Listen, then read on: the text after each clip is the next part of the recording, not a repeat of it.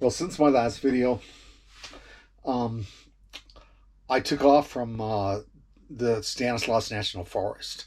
And the reason I did is because when it got crowded, overcrowded in the campsite, um, there was a bunch of people with dogs that just big dogs that just barked from early morning until late at night. I don't know how the dogs could keep barking because they had the deep, bark and everything, but they just kept at it all day long. And then there was the people that showed up with the kids with their motorcycles. I was wrong. They would let those kids do anything, ride those things around the campsite like crazy, but they weren't allowed to leave the campsite. So they weren't using the trails. They were using the campsite in these little the KLX is just like mine except for a KLX 90, or 100. I don't know, nothing. Some of them were 50s, and I like to see people having a good time. So, I do kind of go with the flow with that kind of stuff. But I had also gone like 10 days without having any internet, and so I wasn't able to keep abreast of anything or where to post videos or anything, and I'd already made three in the same place. So I decided to take off last night, and I took off and I went down into the San Joaquin Valley, and I'm headed down the 99. And I just stopped at a rest stop, which is I do that a lot when I'm traveling. Free night stay and just get a good sleep at the rest stop. When you're ready to leave in the morning, have some breakfast, and get going. And I was looking at the way back and coming back to Southern California. I go right by the turnoff for Sequoia and Kings Canyon, which is a place that is dear to my heart. I've loved over the years, but I've never been up there in this rig. So I look and I know that if you go up the 180 from the 99 to Kings Canyon, right when you get there, right at the top when you enter the park, there's the best campground I think there. Lodgepole's nice, but I like this one better. It's called Sunset, and it's right at the fork between, right, you go down any further and you're going to go down into Kings Canyon. You go the other way and you go towards Lodgepole and Sequoia. And I hadn't seen any bears, and it's been a while, and I always saw bears when I went to Sequoia and Kings Canyon before, and so I thought, I'll leave a couple days early and I'll do a couple days there. So I looked on, I went down to the San Joaquin Valley, and I got internet again, so I could look and see different options. And I saw that in Sunset there was campsite number 4 that was the only one that said this, that it would take RVs up to 42 feet, and it's on recreation.gov right now. So I got up here. I booked it. I have it for 3 nights. I got up here and I was right at the campsite, and I was unhooking the car, and somebody who's got it came up behind me with no patience. So I just decided to get out of their way. The car, it was, yeah, you can unhook it pretty quickly, and I did, and I moved it into an empty campsite, and I just tried to drive the RV through that campground in a circle, to to come back to number 4, and letting that guy get through to wherever he wanted to get. And do you know that this campsite tore the shit out of this fucking RV? I'm telling you, because it's going to be some damage. I'm going to have to do an insurance claim, but with the trees being too close, and I mean, and I'm just talking about driving around the loop. I'm not talking about trying to back into the campsite. I went and got the ranger after that, and made him help me back into the campsite. And he was telling me to come on, while the other side was hitting a tree. But that didn't, cause any damage yet. It looked like it was going to rip my mirror off, but it didn't. And it was just small branches or whatever. But on the other side, when I was just going around the thing, I have serious serious damage. Okay, so it's gonna be an insurance thing. It's gonna be a hassle because I live in it, and trying to get the work done and getting somebody who can do it, and work the parts. And it's just gonna mess up this whole thing about this RV life. And let me tell you, I am aware of it every single day when I'm driving around in a 38-foot bus, pulling a little SUV with a motorcycle on the back. I'm 60 feet long. I feel, in fact, with the 45, I had to drop the car off, and I had to park it down in the overflow parking. I didn't, it's not at the campsite, but I'm within the 45 feet here. But anyway, I'm always aware of it. When I'm driving through a city, I'm at risk. When I'm driving through a campground, I'm at risk. It was just like I said in my last video about, the state parks and the national parks are the worst. That you'll really damage a rig like this trying to bring it into there if you're. And I don't have a second person to go out and watch for me when I'm driving through these campgrounds or when I'm trying to get into a site. So I think I'm done with trying to do that.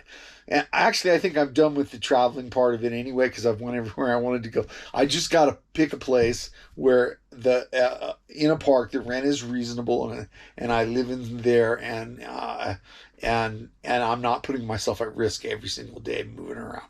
And when I go back home, this is the worst because when I go back home, I feel like I'm under a rock, like I'm doing something wrong because I'm like all those homeless people out at the bay because I have to do that because I stay at the bay all day and then I'll go, to Miramar or Lakeside or Santee or Chula Vista, or, anywhere where I can park overnight and no one's going to give me any hassles, because they're not even going to see me because I'm somewhere that's not popular and there's no residences, and, but then during the day I go somewhere back down to Mission Bay. It's nice there, great and everything.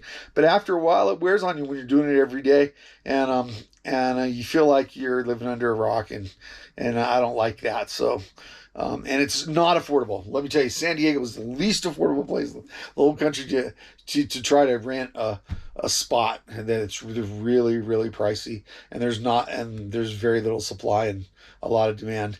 So that's why all those people are out there with their RVs at the bay trying to live for free and moving around in front of the cops. And it's in that cat and mouse game with that is so uncool, because obviously it's a problem to go out there and look at how many RVs are out there every day and night. Anyway, so I don't spend very long in San Diego, but I was headed back to LA and to Southern California and I was there as well. And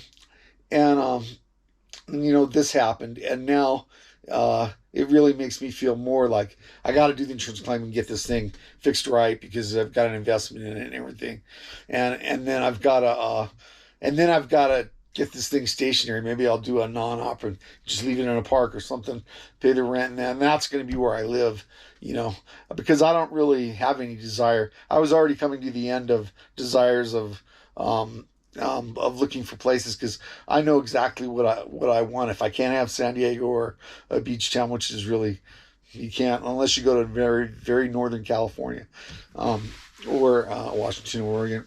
Washington or Oregon, it's a mixed bag, but you can find a place between Northern California and Washington, and that's reasonable enough for me, and that if it gets too bad in the winter, I can go down and stay in the desert for free. That's no big deal. So I'm going to do that. But the other thing that's been really bugging me and upsetting me, I was getting a little altitude sick from being at 6,600 feet for 10 days, but I was also kind of upset because a long time ago it started out with I was watching the show Ancient Aliens. No, let's see, YouTube. I learned about YouTube in 2008 from a girl I dated for a little while, and I was mostly music that I watched, but then I started watching a lot of fringe subjects like UFOs and Bigfoot and stuff like that because there was a lot of things on there that you couldn't find anywhere else, and it was different and it was entertaining, and I went pretty deep on the UFO subject, and because I was also watching Ancient Aliens, and I really believed, way back in the beginning, I remember I like on Bing I asked it, types of aliens visiting, or number of types of aliens visiting Earth and their agendas, and I got a couple of pages in that search that had a list of over 80. It was somewhere between 84 and 87 races of extraterrestrial beings, where they were, what star system they're from, what planet they were on, what they look like, what they visited here, and then we had a confirmed thing, a report of it or whatever, and all this stuff like that, and friendly, not friendly, or neither. Okay. Uh, I tripped, when I saw that, and I've been aware for a long time that the official thing that our government tells us and that we see on CBS News and everything like that is watered down bullshit. Okay, and they're never going to report anything too crazy like that. So I watched this stuff for a long, long time, and then I also started getting into spirituality stuff because it mixes together. And I don't want this thing to be too long. Well, I'm going to explain to you why I'm upset, because there is a whole thing out there, an alternative media that's telling people right now that the Earth is changing to the fifth dimension, and that that the people that vibrationally were all about love and all stuff like that, that were deserving of it, would move with the Earth into the fifth dimension. They're have a different kind of body and everything like that, and it would be a totally different reality than what we see in the 3D. And what we see in the 3D, I'm just going to explain it real quick, and you can look into it for yourself. But so we understand what I'm talking about, is it's supposed to be created by the Archons, kind of like the movie where you take the red or the blue pill and find out the truth, and the Matrix and all that stuff like that.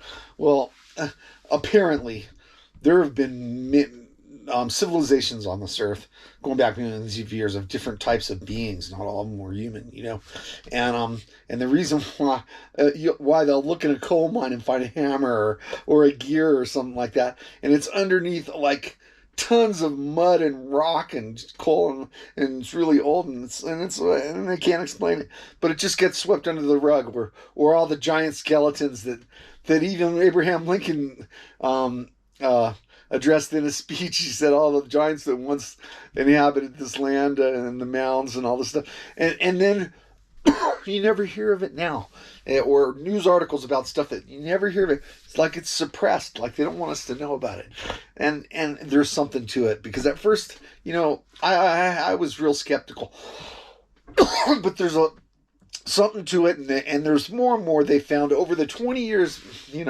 almost 20 years that I've been doing this, 15, let's say. There's just so much that have come up that is not in line with what we are told. And then in the UFO community, and the radio talk shows where they're talking about this stuff, and people calling in there, and they're like anonymous subscribers or whatever, whistleblowers, whatever. In the defense community and the black budget ops programs, they say that we're 150 years ahead of where everybody thinks we are in technology, and that we've done all this stuff that's kept from us, but it's not like our democratic government even knows. Our president at the time, or the people that are elected, they're in there 4 years, they're out, or 8 years, they're out, and they know nothing about it, and they're not told. Only people that have the need to know in the deep state, that are career people. I knew a little bit about that, working for General Dynamics right out of college, so, I've just listened to all these different places, from the UFO people, from the spiritual people, from the archaeological evidence for the like fringe archaeology, because it's, something other than what the textbooks say. And then there was also something called the Adam and Eve story, which was supposed to be, a study that was done back in the '60s by it was Charles Hapgood and Einstein and this other guy that I think it's a Chan Thomas, I think it's his name is, but it's actually like a fake name he chose to put on this thing, and a watered down report which just has a lot of things blacked out on it from the CIA is available on the internet, called the Adam and Eve story, and it says that this planet, every so many thousand years, gets wiped clean, and it starts again, and it's just something that has to do with its progression in space. And that's what the Mayas are counting down, is that they were trying to count that down because they had ancient knowledge of it, and they did it in some other civilizations.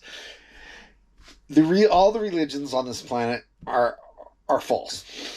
Now, I knew that when I was in Catholic school, and they were telling me the story. Oh yeah, we got saved by killing Jesus, and everything. I mean, so don't be turned off by this. The people that are into it and everything, but I never bought it. I never bought that story and everything. And the more I found out in the spiritualism and the New Age and the stuff and everything, which kind of synced in with everything else, is that's true. And that some of the gods, God and prophets and things that were worshipped on by men and are part of our religions were actually people that were visiting visitors, extraterrestrials, just like Chariots of the Gods. He was the first guy to fall, figure it out, and apparently ancient Indian society really had it much more down. Like there's supposedly like 11 different dimensions or 11 different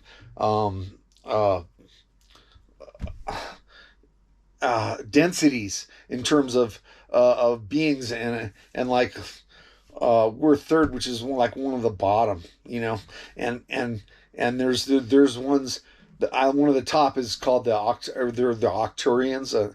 They live somewhere on a planet over by Arcturus, and this and that, and that there are these the ones from the Pleiades, these 7 planets that the Navajos talk about, and the Hopis and stuff that visited them, and they're a real they're like a sixth, or I don't know, they're a real high density too, and they're benevolent. That's when they're good, okay, and then the only ones that I've heard are real bad are the reptilians, and I didn't buy this for a long time. That was the last thing, the last cookie I could swallow, is that the after the dinosaurs and everything, there was a reptilian society, and in the East they're called the Nagas, and they're on the temples in India and everything, and in Cambodia and all over there. They very much believe in the Nagas, but there are that comes to sometimes the UFOs aren't from space;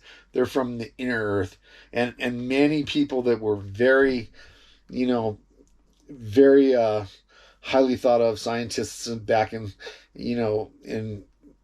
our history believed this, and the Dalai Lamas all believe it. Is that there are inner Earth societies, and they're and that most societies that have lasted a long time on planet, and they're way more advanced, live subsurface, because too many things can happen on the surface. Asteroids, the atmosphere getting stripped, sun flares, all kinds of things, and so it's safer, and many of them are very good at developing them. So anyway, apparently the reptilian society, it went underground, and they're underground, and if there was a movie in the '80s called They Live, and it was about this guy that got these sunglasses, and he could see that they were living amongst us, and that the whole society was actually we were feeding them. Everybody was working as hard as they could just to, pay their rent and eat and support their family, and they had no time for anything else. Like, you don't have any time to study all this stuff when you're working. I wouldn't have. When I had a daughter and a wife and rent, I had no time to be listening to these things on YouTube or reading about it or anything. So I just went along with what was told to me and what everybody else believed. Um, and these secret societies that are supposedly killing kids, sacrificing kids, and like satanic and everything. It's to keep the people that they let in line, because they know they make them do stuff like that. But also the reptiles, apparently there's something called loosh, which is our suffering, which is like a drug to them. They enjoy it, and that's why they create wars over and over. And all the people in charge of all the different countries and the kings of late and everything, all were under their control. They get controlled by doing their bidding, and that's what they say the cabal is and everything like that. Well, so apparently these these other civilizations that were malevolent, they weren't going to do anything about it. They were just going to let us be an experiment of these other ETs that were bad. And one of them is Greys. The Greys are doing a hybrid program to try to with breed with humans, so that they can eventually take over that way. And they're very rude about it. And then they're saying that some of the Greys are like biological robots or something, just slaves of the reptilians. And then there's uh, there's a negative group that came from here that is human. That it took me a long time to believe this too, but from the Third Reich. They went there in 1938. They went to Antarctica, and it's public knowledge. And they went there. Even Admiral Dönitz gave a speech about it. About they were building an impregnable fortress for the Fuhrer at the bottom of the world. And there was guys in the Navy. This guy that wrote this book, that worked on new weapons and special projects and everything, that said that they had spies in Nazi Germany, and they knew that they had craft that could fly, like flying saucers, and that the reptilians were helping them. And apparently we got some help too, but the Roswell was real in 1947. We also shot down something in the Battle of L.A. Look it up, and that helped us develop the nuclear bomb, and they also developed time travel. They have time travel. They change events that were going to happen, and they've been doing it since the 50s.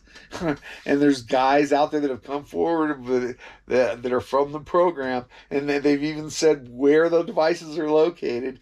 And they can portal people from one place to another, from here to Hawaii, from here to the moon, from here to Mars, and there are natural portals on the Earth that can do it. And they found ET ones that do it. And in Iraq, is during that Iraq war, they got one from Nebuchadnezzar that Saddam Hussein had found, and that was one other real reason why they went into that. And so anyway,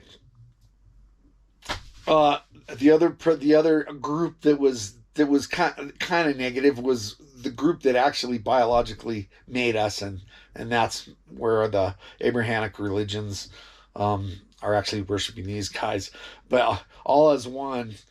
But there were many, and different ones were in different books, But Marduk, he was the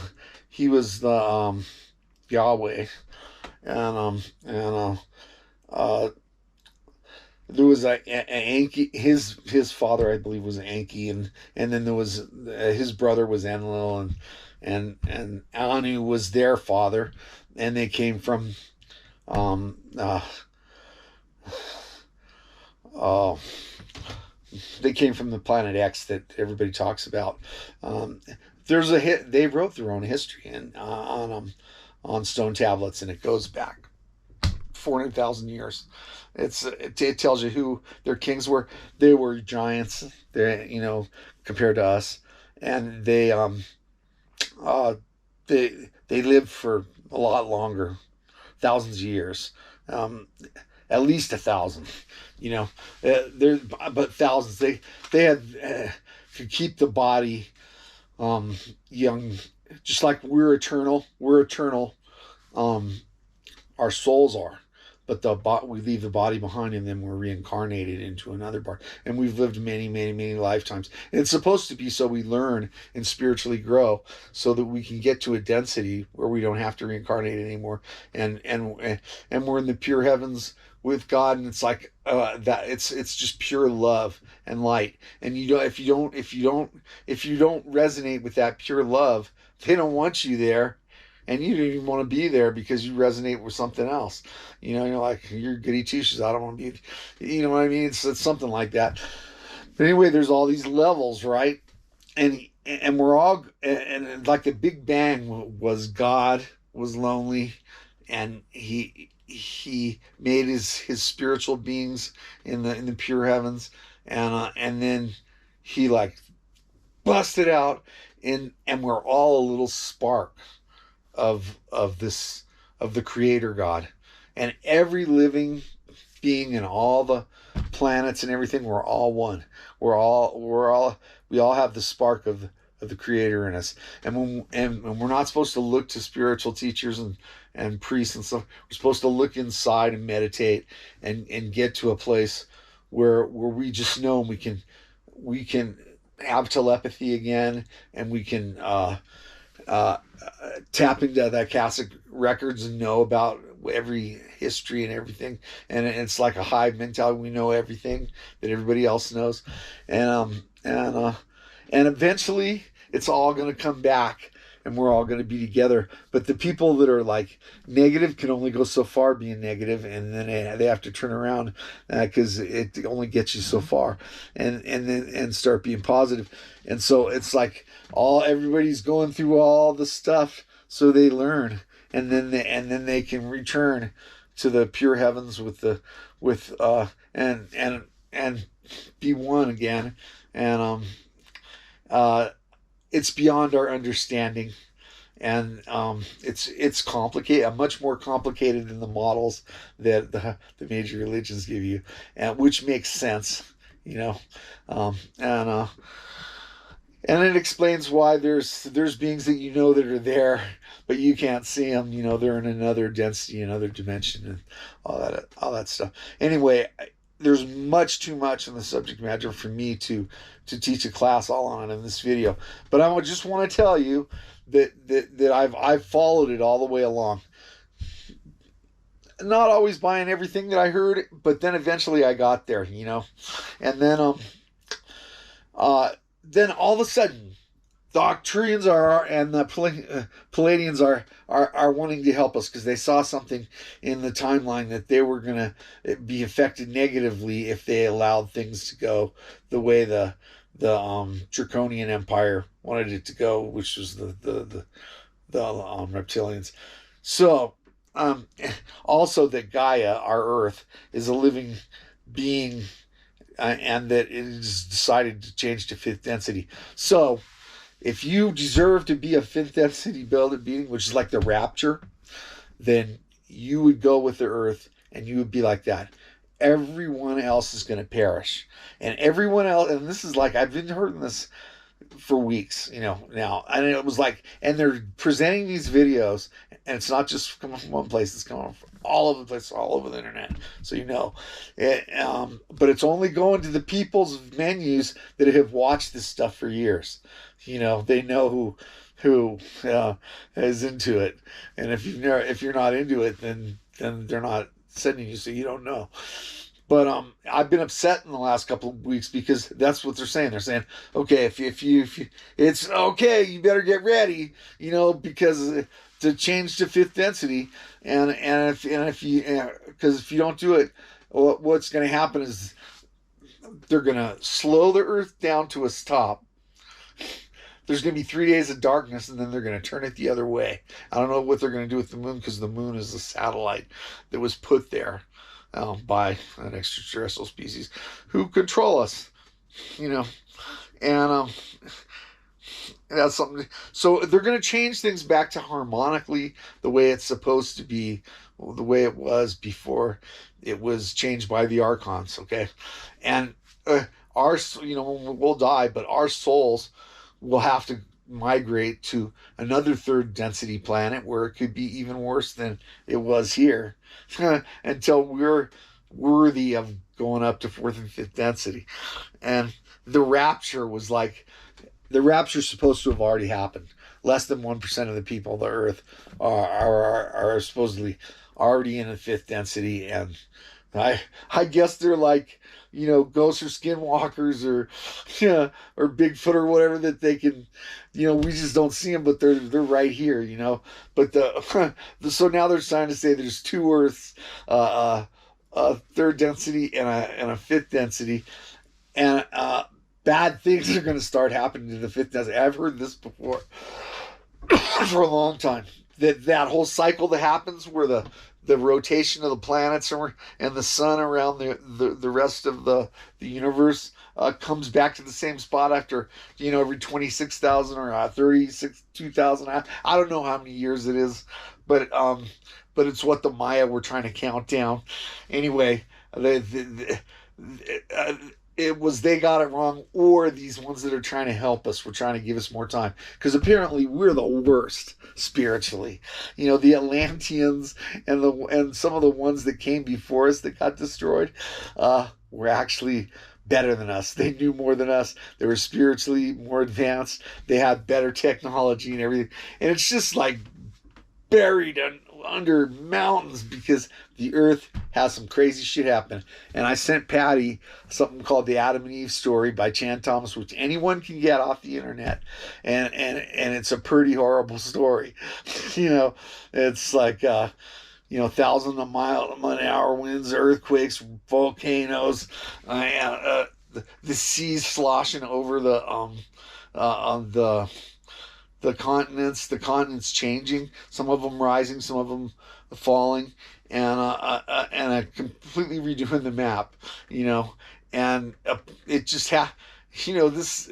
It's a horrible story, It's a more horrible story than just believing what we were told to believe, and I came to that conclusion a long time ago. So I more or less just kept abreast of it to see what they were saying, but I wasn't as really deeply spending hours being into it, listening to the Law of One, all of their studies and everything, in which really was hard to do, but I believed it because it was they couldn't have come up with it any other way. Anyway, I don't want to get into that either.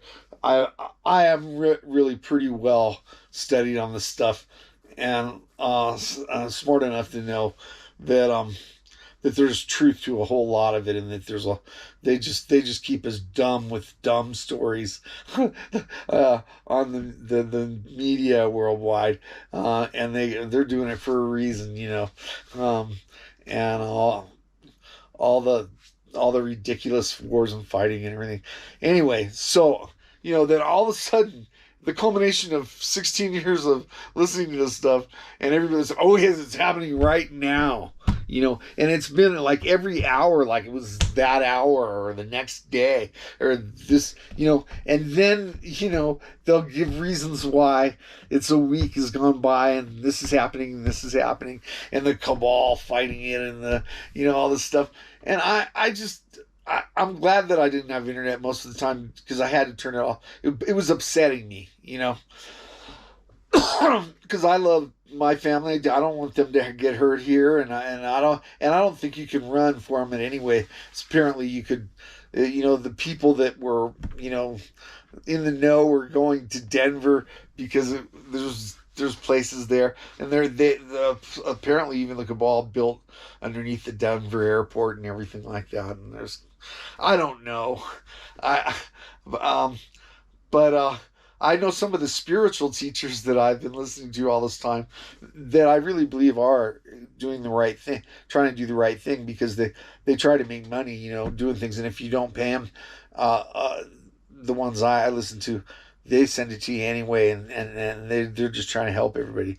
And especially Bridget Nielsen, which she, when I first heard her, I thought she was just kind of batshit crazy, but she really knows. And if she's still around, sending me emails every day, and she didn't send or become, raptured or whatever, I don't know who will. I don't know who did.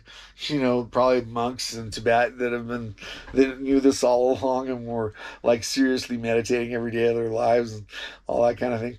But anyway, I just guess we have to have faith in that whatever's gonna happen that's supposed to happen, and that's the way things are.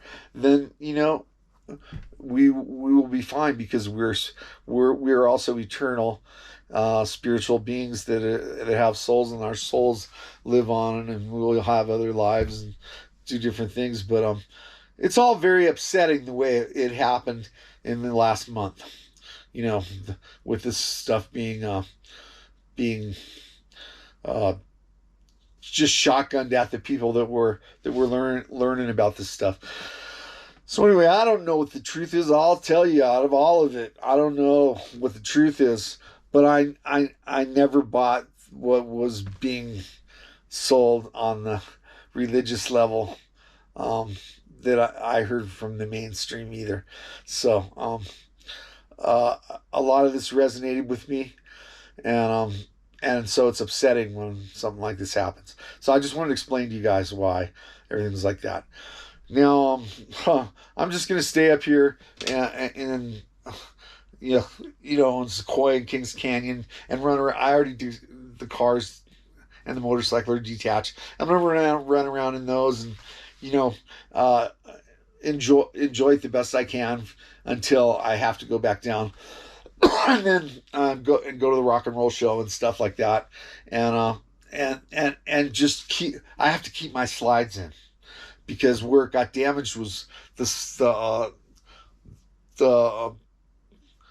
awnings that keep any rain or anything from coming in when the slide goes out.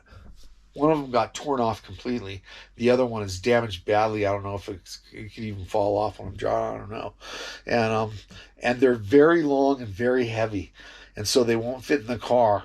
I'm gonna have to get them in here somehow. I'm gonna have to get some guys from the campground, maybe give them some money to get, or to motivate them to help or whatever, and help me try to get them in this RV. I'd have to do it in through a window or something, and they're they'll fit in here obviously because they're on the outside of it, but I don't even know if they're reusable. But I'm gonna take everything I collected that fell, and try to but as long as I keep everything in, I think it's operable, and everything will be fine. So I'll go do the plans I have, which will be done on June 2nd. And then I have all the way, I don't have any other plans until August 22nd, and up in Northern California. So I'm just going to try to find an RV place that's got a good reputation, and it's in a place where I can stay relatively inexpensively, and that they've got the time within my time frame to get it done, and work with my insurance company. I'll have to call Progressive and get them. Maybe I'll have to take it someplace where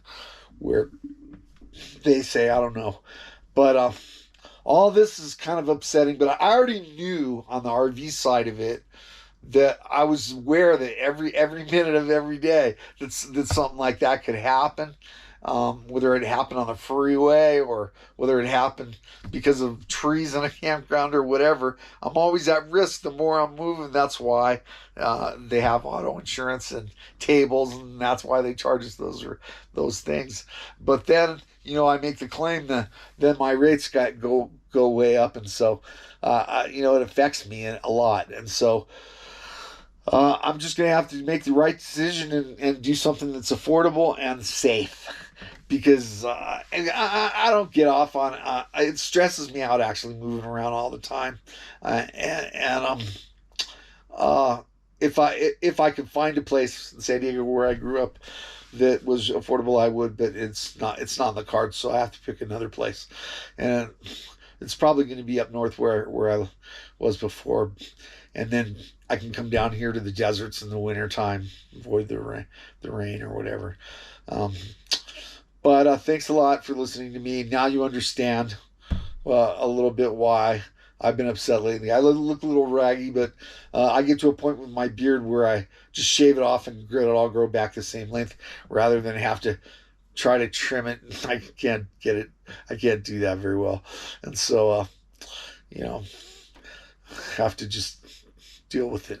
Anyway, I'm not going to win any beauty contests anyway. So, thank you guys. I am a good person. I love you all, and I'm not crazy. There's a lot of people that are into this. That are watching this too. So it's a good thing what's being said. And reality, when I look at the real news of what's going on in the world and our president, everything's pretty crazy. you know Anyway, I'm just doing my best to enjoy retirement within my means and not get in any kind of crazy situations. So anyway, love you. Bye.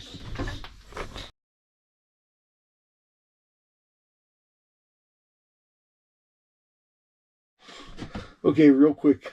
Um, I was reviewing this, and there's some things I left out, and so I just wanted to real quick to them because it's long enough.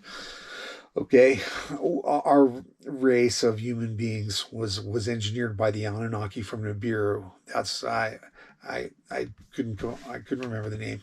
Anyway, they engineered us um, to be their slaves when 400,000 years ago, and so the rest of the aliens, they have telepathy, and they have the gift of tapping into the akashic records, and it's something that we're supposed to have the ability to do, but we don't know how to do because they made us purposely not have these gifts because we were slaves, and they made and we were dwarfs compared to them. They were huge.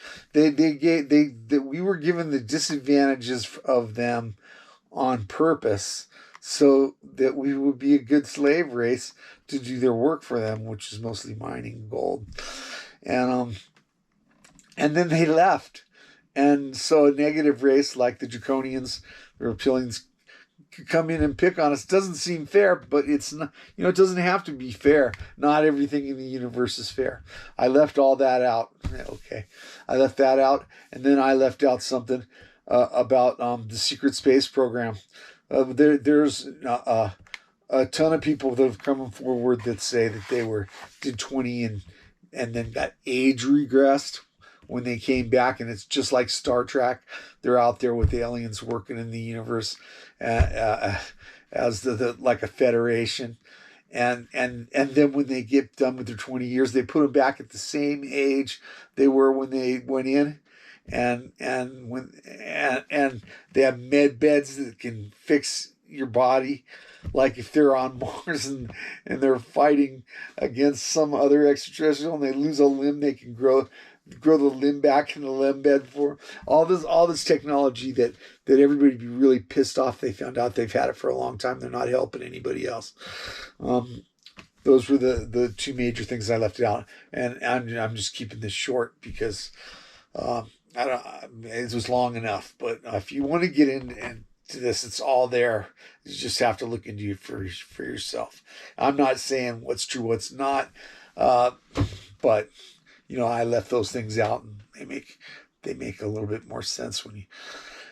But when this happens with the Earth, at every cycle that it happens, nobody can do anything about it. Apparently, it's something that it's just a disadvantage of being here. In terms of the cataclysms that happen at the end of the cycles. Okay.